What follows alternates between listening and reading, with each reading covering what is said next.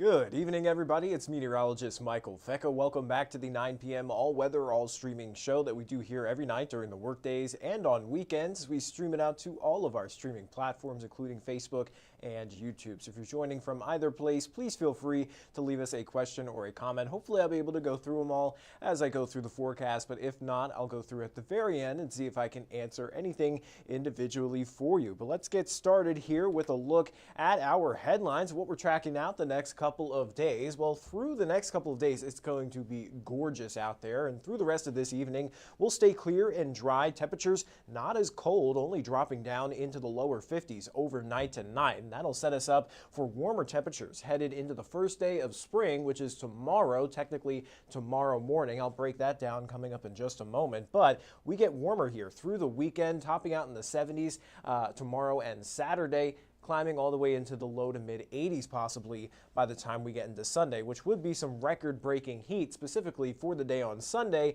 However, we do have a cold front that's going to slide in here and kind of crash the party with the chance for a couple of showers, maybe even a few thunderstorms, but they would be very isolated at best. I think that cold front mostly is just going to cool us down for the start of the work week, but it won't even be that cold. It'll just be right around average for this time of year. So let's get started here with a look at our map across the country right now. We've got pretty quiet conditions, not just for us here in the tri-state, but for much of the country. We've got a few light rain showers moving through central PA, a couple of snow showers up in northern New England, and then a few more rain showers back over the Pacific Northwest. But everywhere in between, it's all dry out there thanks to this area of high pressure, and it'll stay that way through the next couple of days. And taking a closer look here, we had a beautiful day from start to finish. We had a few very early morning passing clouds, and we were talking about that chance for maybe even a sprinkle earlier this morning, but all that stayed off to our west, and we ended up dry and sunny with temperatures climbing all the way up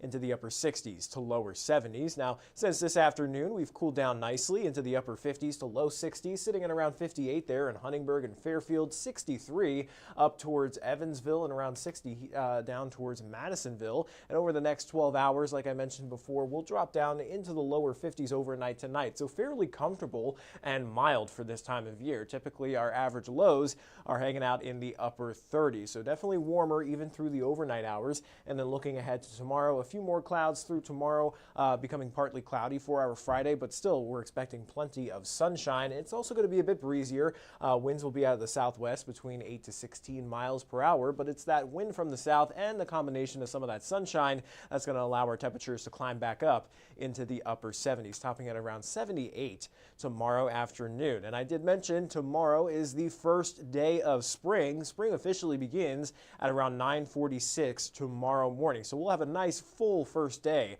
of spring to round out the work week. And what exactly does that mean? Well, spring is essentially the time of year where we see what we call the equinoxes. So fall and spring are those shoulder seasons, and we call them shoulder seasons because it's kind of the midway point between where the Earth is angled away and towards the sun.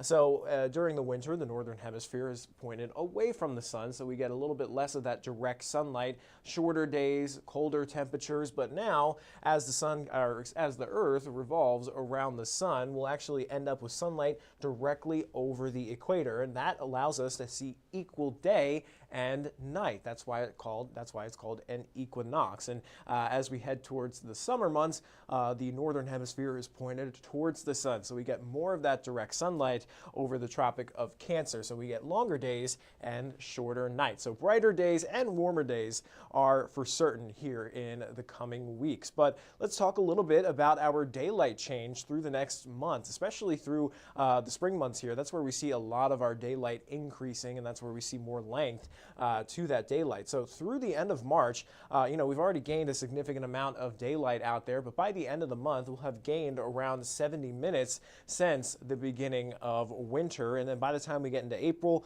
we'll add another hour there through just that month alone. And then as we get into May, a little bit less sunlight added, but still seeing an increase in that daylight, around 50 minutes here in the tri-state. And then by the time we get into June, which is the month where we actually reach the summer solstice, we don't really see much in the way of daylight gain, but our nights, our daylight is already so long that we really don't see much in terms of that change until we eventually turn the corner, headed into July, August, then we start to lose that daylight again. But brighter days are certainly ahead of us here, so everybody get excited. I know many of you are happy with these temperatures here, climbing up through the 70s. Saturday is going to be an absolutely gorgeous day, so hopefully you're taking advantage of this nicer weather headed into the weekend. And there's that warmer day on Sunday. That'll be our record-breaking potential day. Our previous record was set back in 1988 at around 81 degrees, so we could potentially smash that record there, topping out at around 84 on Sunday. But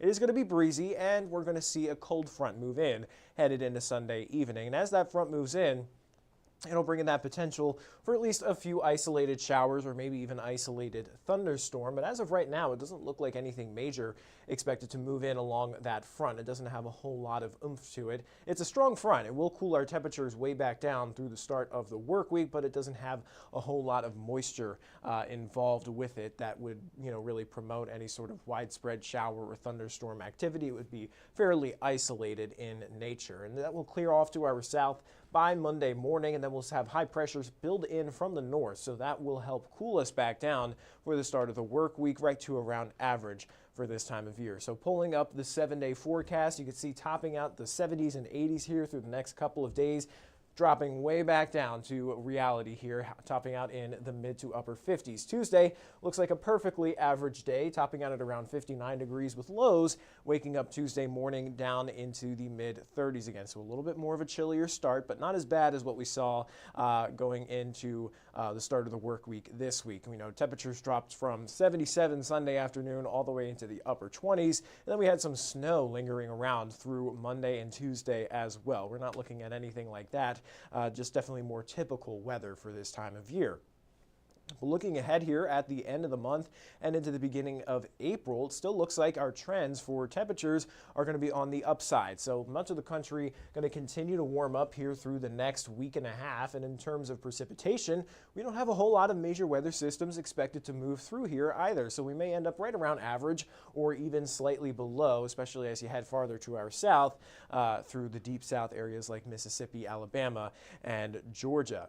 But taking a look at just our March almanac so far, it's been quite a ride. We started off the month on the cooler side. We only topped out in the 40s there on the 2nd, but then we warmed right back up through that first week. But if you'll remember, we had a whole lot of rainfall with that as well, almost daily measurable rainfall, some even heavy there, especially on the 5th and on the 7th. So it's been an active start to the month of March, and over the last couple of days, things have kind of cooled out a little bit, and we'll stay dry here through at least this weekend before we have some of those showers and storms headed our way for Sunday evening. But again, very isolated at best. But looking at our drought monitor, if you remember, we were looking at this even a few weeks ago.